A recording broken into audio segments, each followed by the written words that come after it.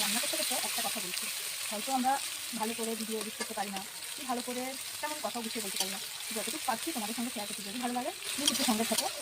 আর কী বলো তো, আমরা যখন যেটা চাই হয়তো তখন সেটা পাই না, কিংবা হয়তো করতেও পারি না, যতটুকু পারি চেষ্টা করি কিছু করার। সেরকম একটা কাজ গুছিয়ে করতে গেলে তার উল্টোটা হয়ে যায়, আমার ক্ষেত্রে তো সেটাই হয়। তোমাদের ক্ষেত্রে কি সেটা হয়? যদি জানা থাকি কমেন্টে বলে দিই। আর পেঁয়াজটা হালকা একটু ভেজে নিলাম, এবার একটু নুন দেবো, স্বাদ মতো নুন দিলাম,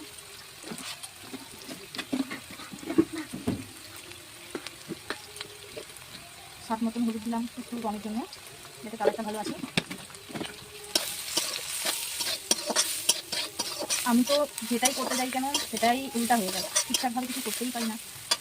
ভাবলাম একটু ভিডিও করে যদি কিছু হতে পারি, কিন্তু দেখো ভাগ্যটাই তো আমার সাথ দিচ্ছে না। পেঁয়াজটা হালকা ভাজা হয়ে গেছে, এবার আমি টমেটোটা দিয়ে দিচ্ছি। আর টমেটোটা হালকা ভাজা হলে তারপরে দিয়ে ডিমটা দেবো। ভালো লাইট নেই, ভালো করে মানে ক্যামেরা রাখার জায়গা নেই, তো মোটামুটি কোনো রকম করছি, চেষ্টা করছি। যদি তোমাদের ভালো লাগে একটু সঙ্গে থাকো, লাইক কমেন্ট শেয়ার দিয়ে, আর চেষ্টাকে একটু ফলো করে দিও যদি সম্ভব হয়। অত ভালো রান্নাও করতে পারি না, মোটামুটি ঘরে খাওয়ার জন্য মানে শর্টকাট তাড়াতাড়ি যেটাতে হয়। একটা ভাজা প্রায় হয়ে গেছে আমার, এবার আমি ডিমটাকে মাঝখানে দিয়ে দিই, একটু ভাজা হবে।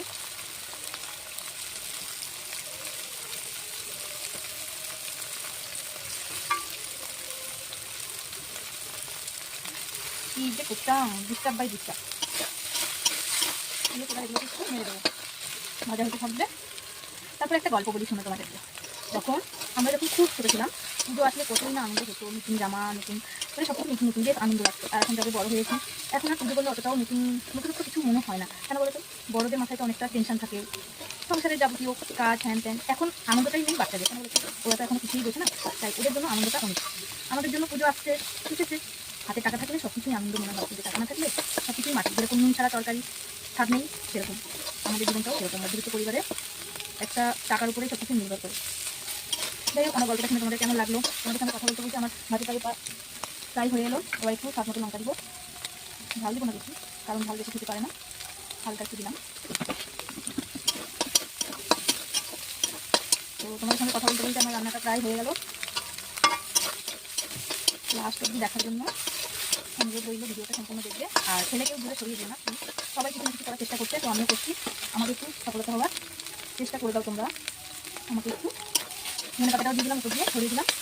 ফাইনাল রেডি, ফাইনাল লুকটা তোমরা দেখে নাও। তো টাটা, ভিডিওটা রাখছি। Thank you.